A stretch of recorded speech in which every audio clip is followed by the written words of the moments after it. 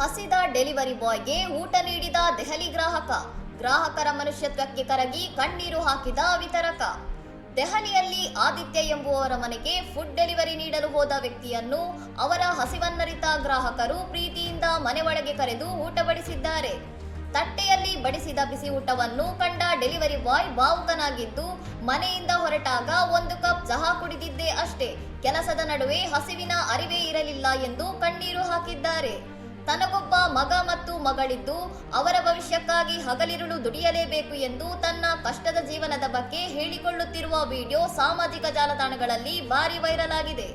ಈ ವಿಡಿಯೋ 80,000ಕ್ಕೂ ಅಧಿಕ ವೀಕ್ಷಣೆ ಪಡೆದಿದ್ದು ನೆಟ್ಟಿಗರಿಂದ ಮಿಶ್ರ ಪ್ರತಿಕ್ರಿಯೆ ವ್ಯಕ್ತವಾಗಿದೆ.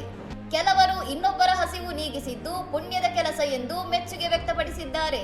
ಇನ್ನು ಕೆಲವು ಬಳಕೆದಾರರು ಬೇರೆಯವರ ಬಡತನ ಮತ್ತು ಕಣ್ಣೀರನ್ನು ವಿಡಿಯೋ ಮಾಡಿ ವೀಕ್ಷಣೆ ಪಡೆಯುವುದು ಸರಿಯಲ್ಲ, ಸಹಾಯ ಮಾಡುವಾಗ ಕ್ಯಾಮೆರಾ ಅವಶ್ಯಕತೆ ಇರಲಿಲ್ಲ ಎಂದು ತೀವ್ರವಾಗಿ ಟೀಕಿಸಿದ್ದಾರೆ. ಇನ್ನಷ್ಟು ಸುದ್ದಿಗಳಿಗಾಗಿ ನೋಡ್ತಾ ಇರಿ ಸೌರಂ ಟಿವಿ.